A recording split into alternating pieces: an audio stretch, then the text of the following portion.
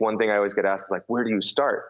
I start by living life. I start by consuming information. I consume music. I consume culture, sports, and all of that comes into play to make something unique.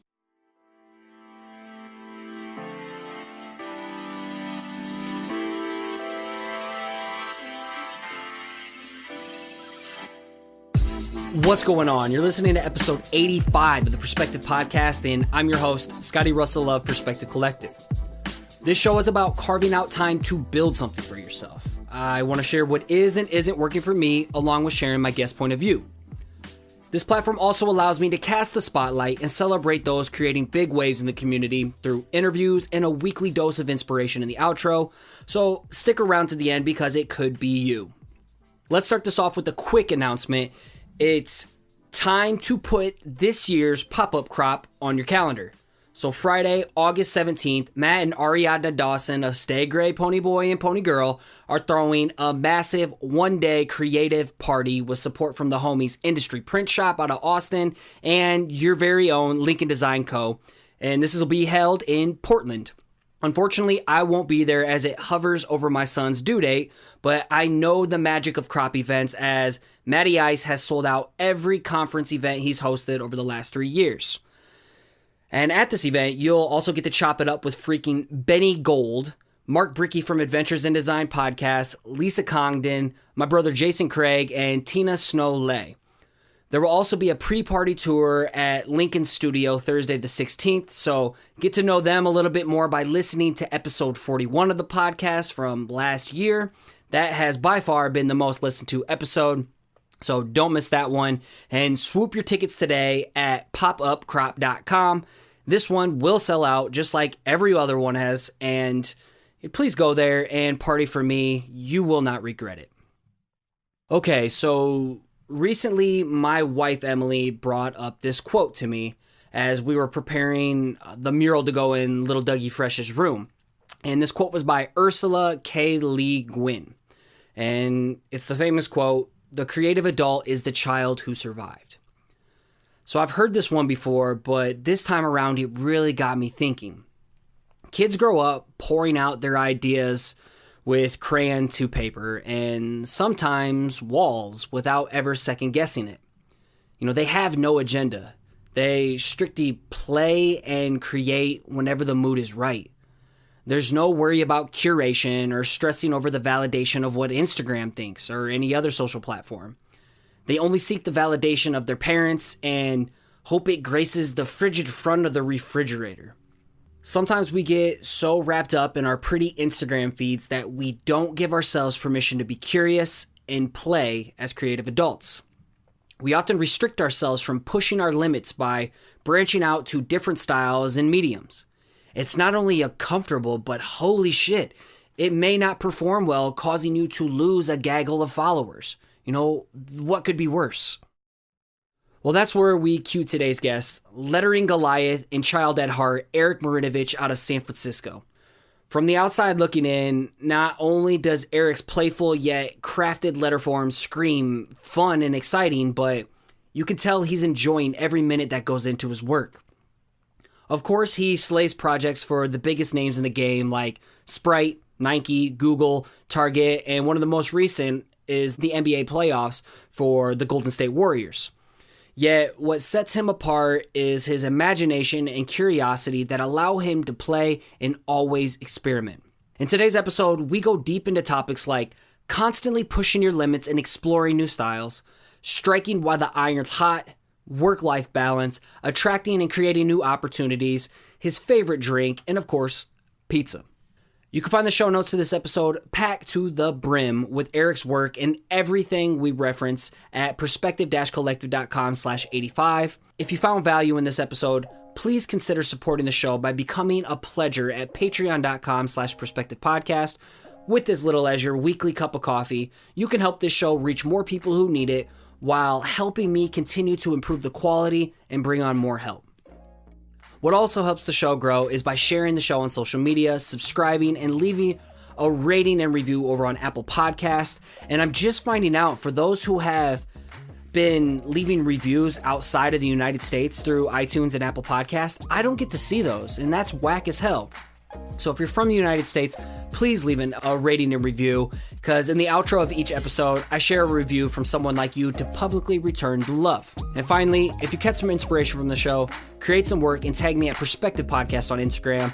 I'll give it a share where I post each week's episode artwork and make sure you get some credit.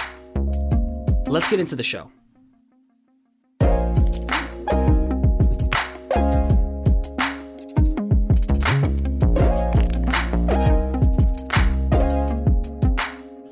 I'm not going to be that guy to blow someone up, so I knew you were busy with this whole NBA Finals stuff. This is crazy, man. It is crazy, man. I'm like still doing work till the last minute, but I just pretty much wrapped it up for now, which is good. I got to ask, how did that land in your laps? How did that happen? Like, because you've been a Warriors fan, right? Yeah. And just making work just out of for the passion of it, I guess. I have this firm belief that you have to believe in it, that it'll happen. Law of attraction? Yeah. You got to believe it, and then just with a lot of hard work, it'll come about. But did I know it would be this kind of scope of work? No. I would have just been cool with a graphic tee, Wild. I wasn't expecting for the moon. Yeah. Yeah. Did someone just hit you up? Did you have a tie to it, or? The agency, Goodby Silverstein, that's done it for the last 3 years. They hit me up and just said, I think this year we need to make this good. And that was it. So I didn't have much time to pitch it, but what I put together, they liked enough, and then I got it. Crazy. Did they pitch you the concept of strength in numbers? Did they already know what they wanted, or was that your idea? No. So strength in numbers is what Steve Kerr, which is the head coach of the Warriors, that's been his mantra ever since he started there. Okay. And so that's their internal team mantra. Awesome. Yeah. So they just expanded on that. It's been around in the playoff camp. They've used it in the last 4 years. The last 4 years they've used it, but this year they really dialed it up. Yeah, it's everywhere. I like how you did even the names and everybody else's name is scraping backdrops. It's wild. That's got to be just the project of a lifetime. Yeah. And it was cool. I had a lot of help with Goodby Silverstein. There's this girl, Angie, there that we collaborate. She was great. We're kind of speaking in the past right now. So tonight's game 4. Are you smelling a sweep right now? That's it. After this, I'm going to the Oracle Arena to go to the watch party to watch it at the arena. Yeah. Yeah, I won't hold you too long, because you probably got to get some pre-gaming in. At least I know I would be. You could pre-game right now if you wanted to. Yes, perfect. I am. All right, perfect. For those who don't know, we're just jumping right in, man. Give our listeners a brief Wikipedia page summary about yourself. And there's a huge lettering audience that's tuned into this, so I'd be surprised if people didn't know. Yeah, I'm Erik Marinovich. I'm a lettering artist based in the beautiful city of San Francisco. I've been here for about 10 years. Prior to that, lived and worked in New York for a while. And yeah, lettering is all I know how to do. I love it every day, and it never gets old. So here we are. I feel you, man. Well, what's been the crooked path that's gotten you to where you are today? What did you do before you went full-time lettering? I know me, I had a couple shitty jobs that I hated at the time, but they taught me some valuable skills. Yeah. Same. I'm sure we can all share that same story. So for me, I worked in branding a while. And then when I moved from New York back to California, where I'm originally from, I knew I always liked type design, lettering, and calligraphy. But to tell you the truth, I didn't necessarily know it was a profession. Did you go to school for any of that, or just design? I went to school for design and fine art. But in class, the word lettering was never thrown out as a term. It was just calligraphy and, redraw Caslon and Bodoni a million times. Yep. So the crooked path would be, I moved back to California and at that point decided to freelance, but that was also the downturn of the economy. So around 2008? Yeah. So I was just kind of a gun for hire, going from studio to studio, just schlepping it, as I call those years. And, one day at my freelance, at this studio I was working at, I had a really, really bad meeting. Like they hated all the work that I did. And then I came out of that and like went home, and usually, I think what most of us find is solace in our sketchbook. So you kind of like go there, and for those who can't afford a therapist, you just kind of take 2 hours to draw in a notebook.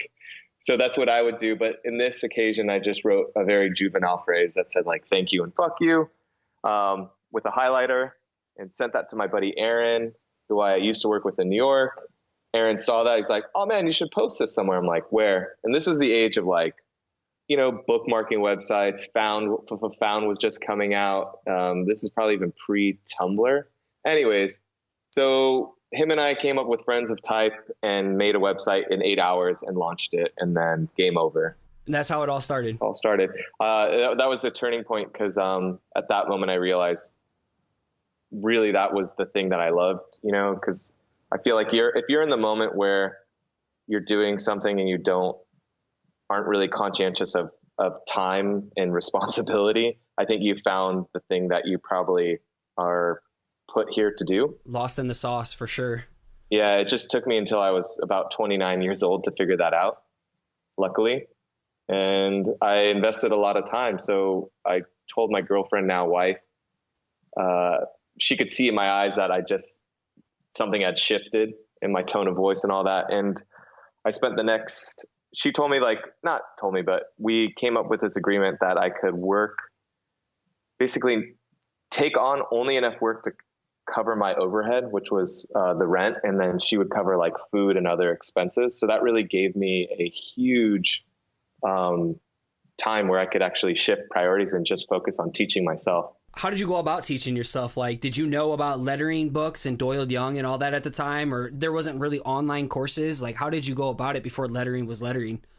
I just had a speedball, like one of those speedball lettering. What do they call them? But little speedball reference books, right? Yeah. They've made like 8 million of them at this point. I think I got a couple here somewhere too in my little stash. Yeah. You can buy them for 25 cents on eBay. I really had that, and that kind of opened the door, because that was a compendium of all these different styles. Is it Ross George, I believe, who did all the speedball stuff? I hope I get that right. I should know that. But that really was kind of the gateway into it. And then, as you do research, that leads you on to like a slew of different people, the Lou Ballins, the Carnassis, the Benguets. A little bit more about Friends of Type in case people don't know that. So that's still obviously live and kicking. Like, who else is in that group? Yeah, thanks for mentioning it. So there's 4 of us. So it was originally started by Aaron Carambula and myself. But as we started to put work into it, because it was a time where prior to like Friends of Type, the things that existed in the creative field were sites that aggregated everything, right? They're pulling from people's personal websites, where this one, we actually we're developing original content and just siloing it into this one place.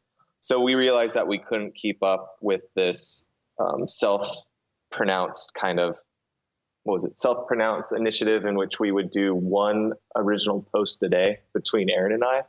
And we quickly realized that was a very dumb idea. So we then brought on 2 other friends that we worked with in New York, Jason Wong and Dennis Pyongyang. And all of us kind of shared this mutual passion on lettering, type design, and calligraphy.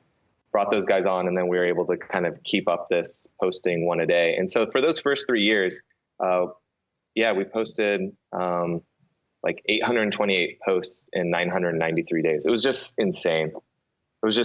But in that course, I really taught myself a lot. And I'm still learning, as we all are, but it was really, really helpful to have that space to develop a body of work. Did it start catching attention? And then did that lead to a Tumblr, and then that lead to an Instagram and any of that? Man, I'm so blessed to have gotten into this before all the social media. Because it was like you and Jessica Hish and who else kind of rode that. You were like the first wave, and then I got in like the second wave of things. Like, I was lucky to get into it like 4 years ago, a little over 4 years ago, and now it's everywhere.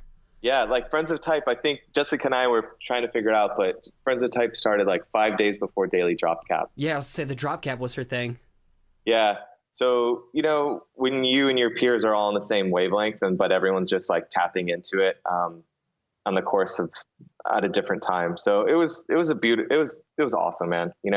I appreciate it. I'm grateful, but I think it's also recognizing where you are. And when you finally find that thing that you're most happy to do, and once you find it, you're like, you'll move mountains to just pursue it. Okay. So it's saturated as fuck right now, but it's not too late for people to still get in if they find that this like lights their spirit up. How would you suggest somebody find their own style and voice? Because if you're scrolling, it's the same old.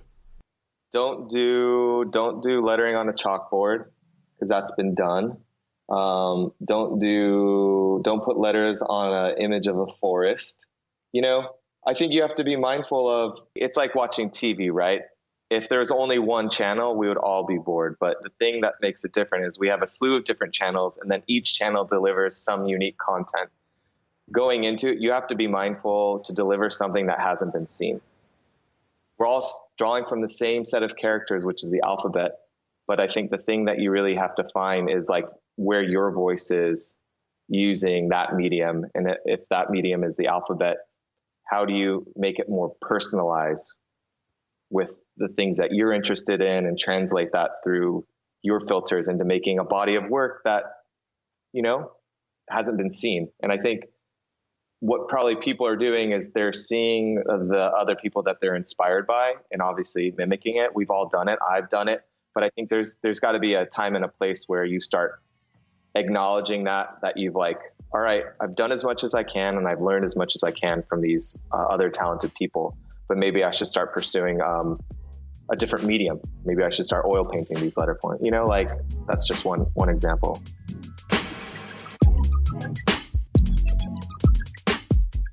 I don't know if you knew this, but when I finally got to meet you at Creative Works and hear your talk and take your workshop, it was a huge relief for me, because my shit, I'm consistently inconsistent. I like to experiment too much. And I thought that was like, I thought you needed to be known for one thing, and that's how you get known for being hired, because you're a specialist at one thing. But you're all over the place with different styles. Like you give yourself permission to create, and that was really eye-opening for me, and it allowed me to start like having fun again with my work. And oddly enough, my accounts and everything started growing, and then showing it within the podcast. So, what's the value you find in giving yourself permission to constantly experiment and play and get loose with it and have fun, instead of feeling like you need to be a curated robot and only show one dimension of things?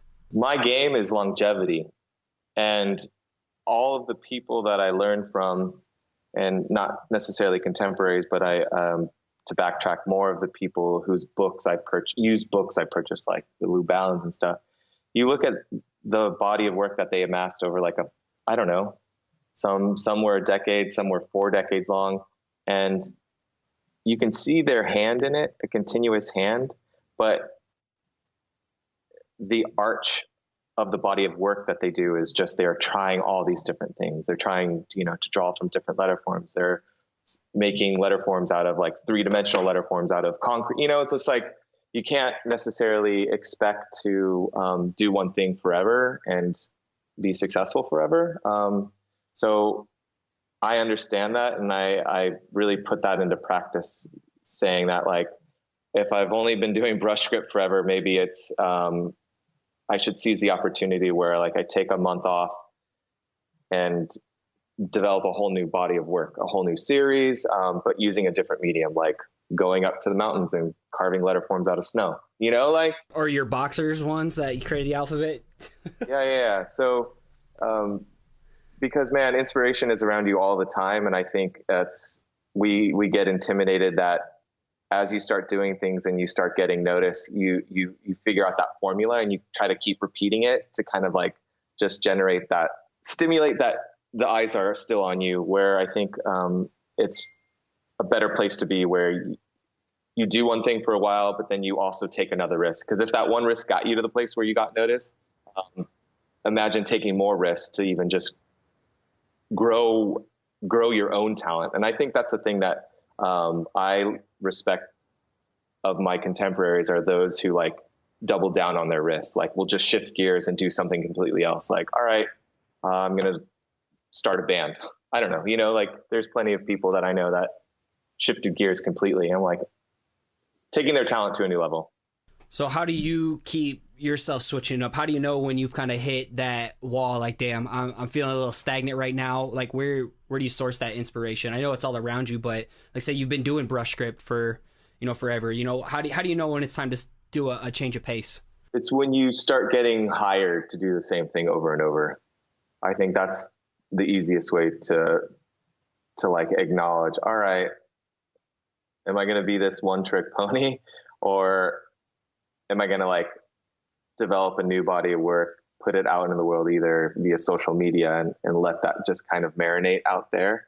Because what I find is every time that I like kind of shift gears on styles, if I put it out, say, post it on Instagram, I feel like there's this 1 to 2 year cycle in which like that thing that I did that maybe nobody liked because it was off of what I normally do, that in a year or two, all of a sudden you'll get art directors saying like, hey, saw this thing. And we think would be an awesome style for this new ad campaign we're doing, or this new label for whatever, for this package. So I think being mindful of that is huge. And not many, you know, it's hard to do too. It's hard to just stop what you're doing, invest like 2 weeks to just switch it up. It's tough. It's very tough. Creating the things that maybe aren't in at the time. I think so many of us get wrapped up like, I'm going to create this because people like to see it, instead of I'm going to create this because I think it's dope and different. So many people get wrapped up into that. And we should celebrate the later, you know, instead of like, oh, let's just do whatever's popular. You know, because that's the easy way out or easy way in.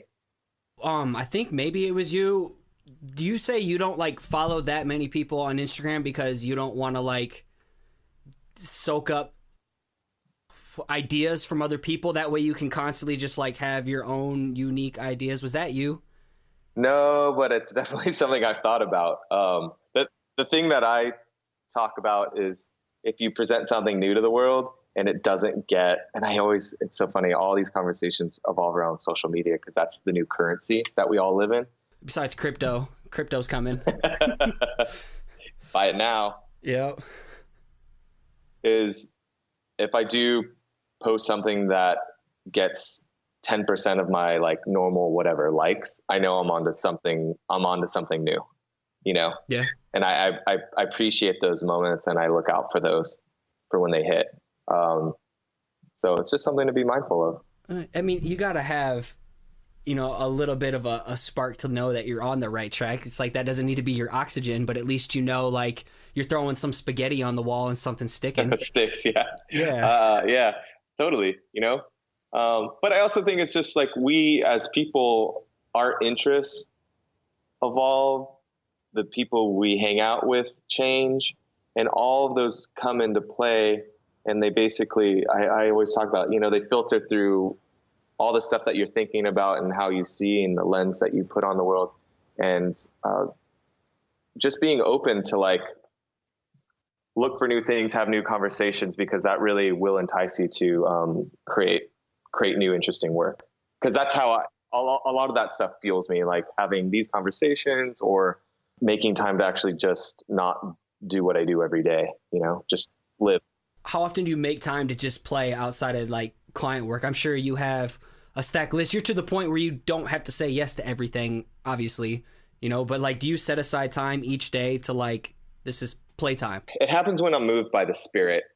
For a long time, I tried to like, all right, first thing I do when I get to work is I'm just going to sketch and doodle for like 20 minutes. I did that for a solid year. But what I found is that you can't schedule creativity. It's something that I fought with, that I eventually in this last year, I've just like been open to accepting the fact that I don't have to like walk in every day being like, I'm going to make something new. I'm going to make something that's worth posting on Instagram. It's more of like, when the idea hits, then I'll make that effort. Like strike when the iron's hot or something like that. Yeah. Yeah. Because that's when you're at your peak motivation, right? Because when you have the idea, but then get to a month later, it doesn't have that same type of you're not motivated the same way you are when you like finally see it and you have it, the fresh eyes, and you're not like criticizing the work as you're making it. You're just making it to get it done. What do you do when you get like an idea that pops on your head, but you don't got time to get to it now? Do you like collect your ideas or anything like that? Do you have like an ongoing list, or do you just like, if you get an idea, you act on it? I act on it, and I'll just like do the client work at midnight and just say, that's why I always say like end of day, which end of day could be midnight, or 9 a.m. when you get to work the next day. That's interesting. I'm like that guy who like has to carry a field notes around with me to like jot down an idea. So if I like get home, I can work on it or something, but interesting. So if you're like driving in the car and you get a dope idea, do you just like pull over the side of the road and get cracking? I just stop in the middle of the lane and say, everyone can drive around me. No. Tough shit. I'm Erik Marinovich, bitch. No, I'm just... I don't even put on my hazard lights. So freelance life, a lot of people think this shit's all sunshine and rainbows. Like, I don't do it full time. I would like to get there, but I realize after all these people I talk to, it's not the perfect life, especially if you have a project you have to work at, on midnight. What are some of the obstacles you face doing your thing? Because obviously you want that time freedom and eventually financial freedom, but there's sacrifice that comes with it. What are some of the things you've faced and learned over the years? Oh, it's just a way of life, man. You have to structure your whole routine, your whole life around being flexible. I am married and I have 2 children, and the freelance lifestyle is tough, right? Because I don't have the same amount of time that I had before where I could just basically work into oblivion. Now my schedule is a little bit more set in stone because it's like, get here at 9:30. I'm out at 4:30 because I have to drop off and pick up my son. Do you like plan your day ahead, like the night before? Like you literally have your scheduled routine, or? No, the only routine is just knowing like when I have to drop them off, when I'm in the office, and when I have to like literally like if I'm not out by 4:35 or whatever, I'm toast, because he's going to be late. I'm going to be late. And but everything in the middle is just when I get in, I just sit and I just cram, which is a little bit different of a work method that I'm used to, because you can't sit and expect to hit gold every time. There'll be days where just like everything you do is draw, or ideas you come up with are just not good or have been done before. And then it'll be like when you're taking a shower and you don't have your field note to jot it in. There's Aqua Notes. Yeah. Aqua Notes. I mention this all the time on the show. Literally, like, and then you can write sweet little nothings to your wife or sketch an idea. So they're amazing. They're amazing. I swear by it. Do you have? Are you for real? I'm not even shitting you, dude. Wow. There is Aqua Notes. Go on Amazon, type Aqua Notes, and the tagline is "Never let another good idea go down the drain." Oh shit, dude! They have been a lifesaver. Like, I'll listen to like a podcast like Andy J. Miller. He'll say something that'll spark an idea, and it lets me like jot it down real quick, or a quick little thumbnail squat. It's amazing. They should have Draplin. He don't listen to this, but he should have like waterproof field notes. Just saying. $1 million idea.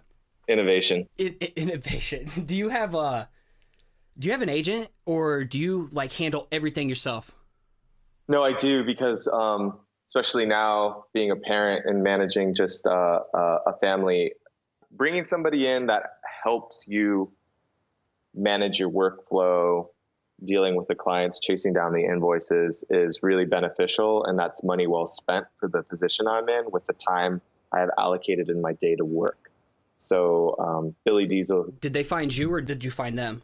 He found me, and we both kind of like gave each other a chance, you know what I mean? Because it's a relationship, right?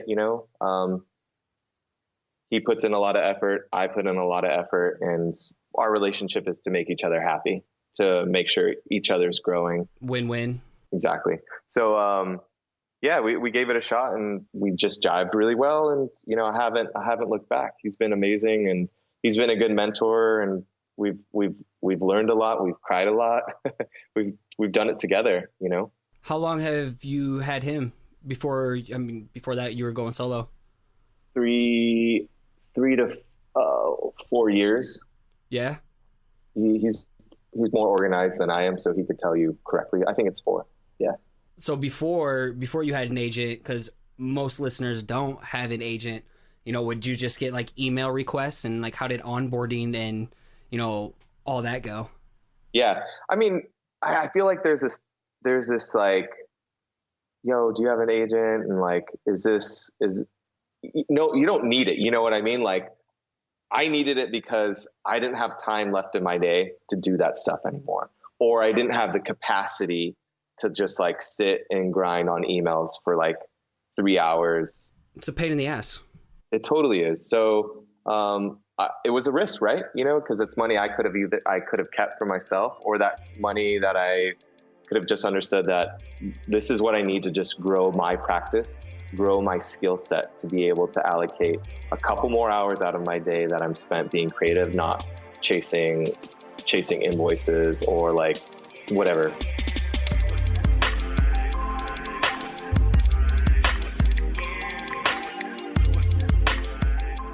A lot of people want to know about like presentation. How do you like present things? Do you have like a PDF mock-up like Austin Dunbar of Durham Brand & Co. just goes balls to the wall, the Chutzpah twins, they go balls to the wall in their presentation pitch decks? How do you present work? I'm not going to get into pricing since your agent will handle that. This is one valuable lesson I learned when I was in New York, is that you kind of have to cover all the bases, because what we do is so subjective that we can't crawl in the mind of our client to understand what they know exactly. There might be a point like the Paul Rands of the world that you're such a veteran and you're so good that the idea, the solution before your client knows the solution, and you know how to sell that through. In my case, and where I was mentored in New York, I understand that there's this flow into the presentation in which you do what the client asks, you do kind of middle of the road, and then you do the far out. And then you do your best to tell them what they wanted was boring and where they should go is a little bit more center, or even further left, further out. So I always do that. I always put a lot of effort into showing a huge spectrum of work, stuff that the client's going to expect of me that maybe I would do for each presentation, and then throw some oddball idea in there. And you don't know, maybe 1 out of 100, the oddball, cool far left one hits, and you're stoked. But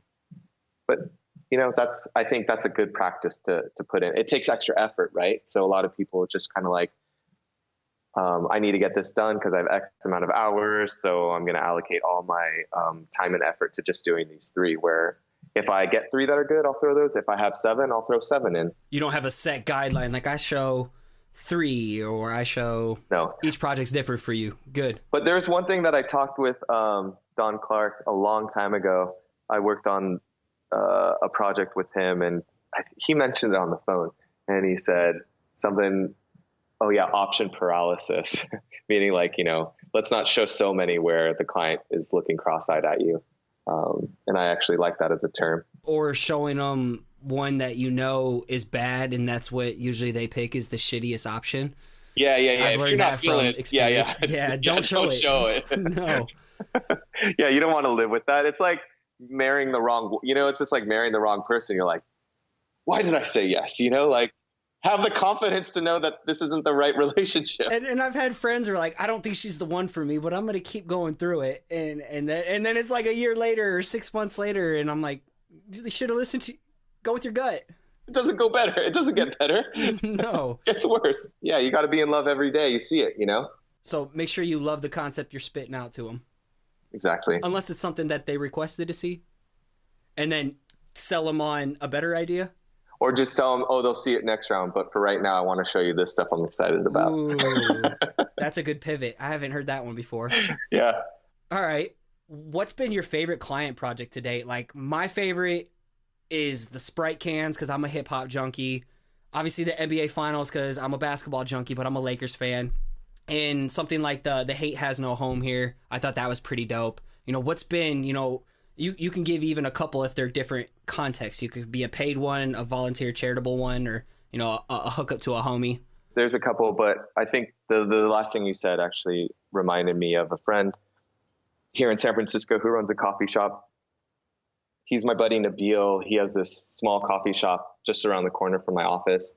And I've been getting coffee there for like three and a half years now.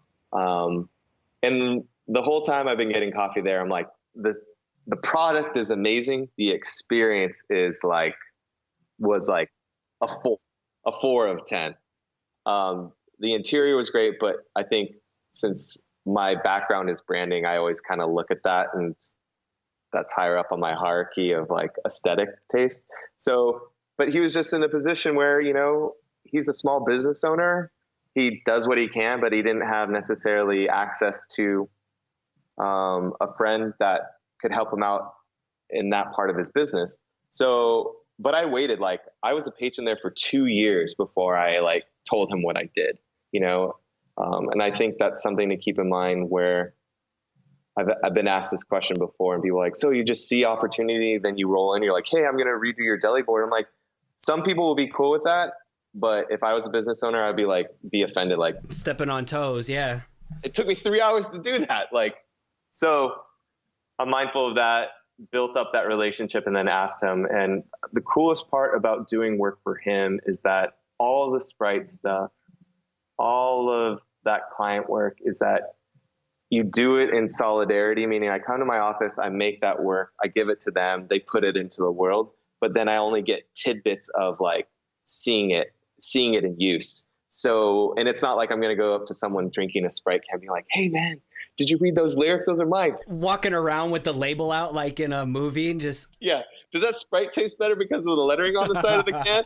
The stuff with Nabil, like I'm there every day, and I actually get to see people who just like roll in and like, oh, hey, you have new enamel pins to sell. These are amazing. Or like the conversations, because I illustrate all of the stamps that they put on the side of the cups, and he lets me do whatever I want.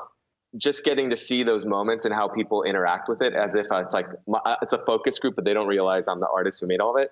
And to see the personal relationship that people have with his brand is so cool. And I feel like building that kind of community and helping a small business in that regard, it makes me want to do more of that type of work. Was it pro bono in the beginning offered out?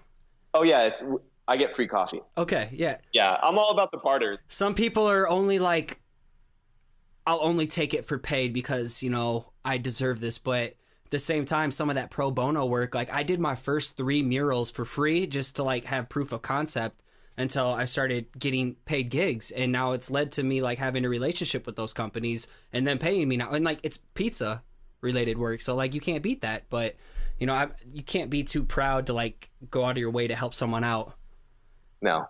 And you got to I feel like you got to be loyal to that thing that you want to do first, right? You have to be the patron, and you have to like understand and that, I think in that regards, for 2 years, I got to watch how he operated his business and the clientele that came in before I crafted what I thought he needed his identity to look like as a cafe. And that is just something that we unfortunately don't get with client work, because you get a brief, then you start in a day or you start in a week, and then you just got to get it done. Do you aim to do more local business stuff? Because that seems to be the most rewarding at times, because I'm a relationship person. I'm a people person. Yes and no, but like my radius is small, I get my coffee, I get to work, and then I don't really go out for dinner that much anymore. So I have my very small radius. Like I go down this street, I make a right, I go in my office, I get out of my office, pick up my kid, and I go back home.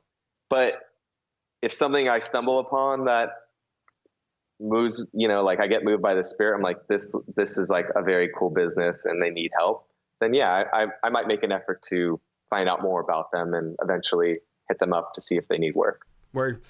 Before we go to rapid fire questions, what's one piece of advice you give to a creative at any stage of life who struggles starting or sticking with it? Find out what your interests are. Passions, like, is it music? Is it movies? Is it like shoes? And take that passion. And so say if you went to school and you just studied illustration, well, take that passion that you have with sneakers and music and try to like translate those two different things together to make something unique. I think one thing I always get asked is like, where do you start?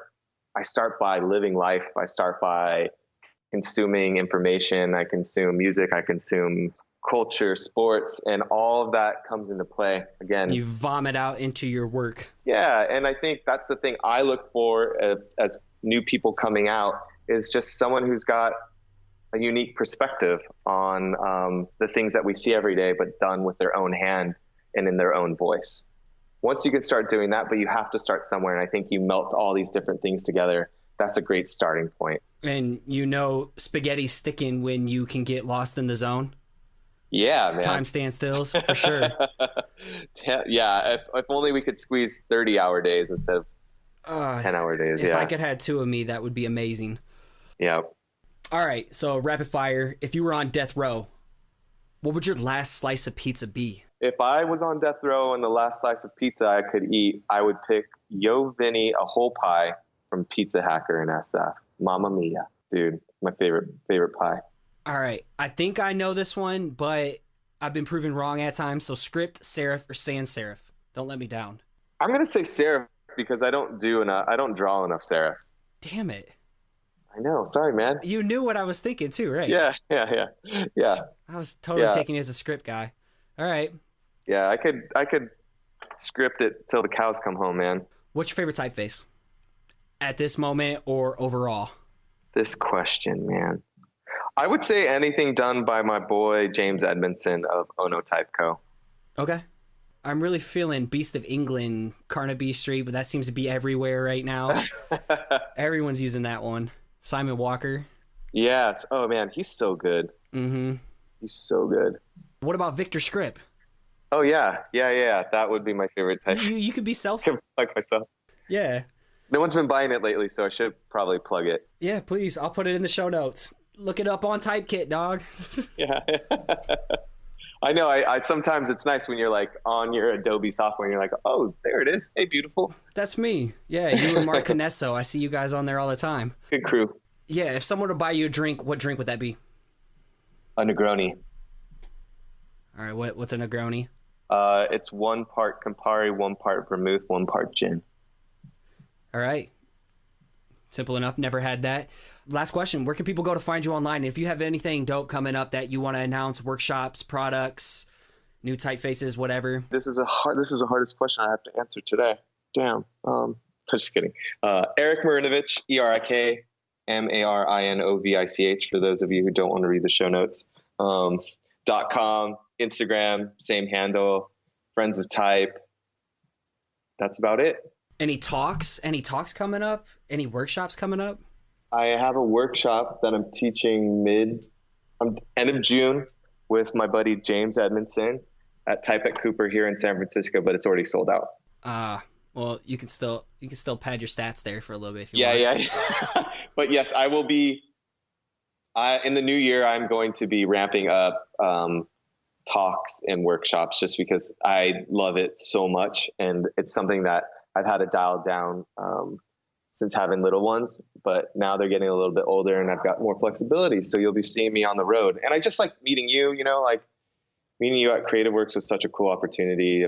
Conferences are magic. Like everybody I have on the show are people that I've like reached out to from conferences. So people lose sight of like the magic.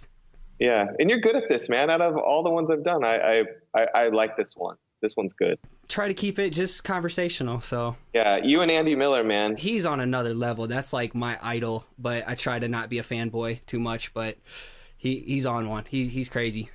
And by far the chillest. Yeah. Enthusiastic, motivated person I know. Yeah, I don't know if it's good to like plug other people's podcasts pretty much all the time, but I do it all the time. I'm like, stop listening to me, go listen to his shit. So I have one thing that the Friends of Type guys we always say is that keep it in the family. Like you have your peer group, and even if they're mentors or young ones up and coming, it's just keep it in the family. Promote each other and help each other. I like that. Yeah. Well, thank you so much for taking the time to be here. I was pumped that you were pumped. That I was pumped to have you on the show and following up with me. I was very honored and humbled, man. I sincerely appreciate your time, and have a couple drinks for me tonight too, please. I'll have more than a couple for you. Okay. All right, man. I'll be in touch. Thank you so much. Thank you. All right, peace.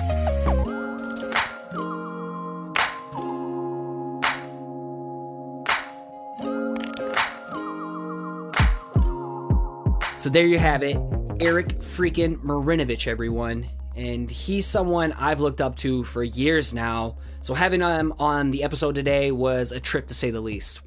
And after I've taken his workshops, I've watched him speak, and studying his work has just set a fire under my ass to constantly find ways to elevate my craft to the next level with whatever mediums or styles I can find around me. I hope this episode gave you permission to stay curious and experiment often. If you get an idea and the muse hits, do not wait to throw it down, okay? Stop whatever you're doing if you have the ability to, and, get that idea out into the world, or at least out into something in front of you. Bring it to life. And if you found value in this episode like I did, don't hesitate to reach out and throw Erik some love, as he definitely delivered on this one. Thank you so much, Erik. Moving on to this week's dose of inspiration. This one goes to Daniel Sheridan of D.Sheridan on Instagram. So I'm a sucker for solid illustrative branding and badges, and his feed is littered with them. His color palettes will soothe your soul, and he goes the extra mile by showing his work alive in the world on flags, walls, and shirts, just to name a few. He's definitely someone you should scope out, and again, that is D.Sheridan on Instagram. So are you looking for accountability, community, a place to share your work, people to collaborate with, give and receive solid feedback, or get access to resources that'll elevate your creative game? Well, if so, I encourage you to check out the Perspective-Collective Facebook group. We have a thriving community building right now, and we would love to have you be a part of the family. Simply hop on Facebook, search for the Perspective-Collective to get involved with some rad, like-minded people such as yourself. And if you're enjoying what you hear and you want to support the growth of this show, I have a few ways you can make that happen. Again, the first way is by becoming a backer at patreon.com/perspectivepodcast. With your pledge as little as $1, $3, even $5 per episode, you can support the growth of the show, and I also do my best to hook you up with some rewards, so it's a win-win. The second way to support the growth of this show is for you crypto heads out there. In the show notes for each episode, I'll have addresses for Bitcoin, Ether, or Litecoin donations if you prefer to go that route. And finally, you can subscribe and leave a ratings and review over on Apple Podcast. It not only helps the show get discovered, but it gives me an opportunity to give you a nice little thank you plug like this week's rating and review. And this one comes from my homie, Sully Michael. He titled this one, Passion to Help Creatives. Sully states, I love Scotty's raw attitude towards negativity and the struggle of creative work. He calls it what it is. It comes through as he interviews guests I look up to and learn from. The only thing driving Scotty more than his love for pizza, cats, and design is his passion to help other creatives. It's infectious and an absolute joy to tune in each week. Thanks for sharing, Scotty. It's definitely making an impact in my life. Thank you so much, Sully. It's been a pleasure to actually finally meet you in person after all the, back and forth connecting we've done through social media. So I sincerely appreciate you, brother. And as I wrap things up, I want to give a huge thanks to Áine Brennan for making this episode sound so good all the way from Ireland. And as well, welcome to the team, Paige Garland, who's taking over the show notes and a couple more things in my day-to-day routine for the podcast, which will allow me to focus on the bigger picture tasks. So thank you, Paige. You rock. And as always, I need to thank Nick Jenkins of Blookah for all the dope theme music you hear on this show. Check him out at SoundCloud or at Instagram at Blookah. That's BLOOKAH. And as you finish off your week strong, I want to encourage you to keep showing up, keep putting in the work, and keep creating. You got this.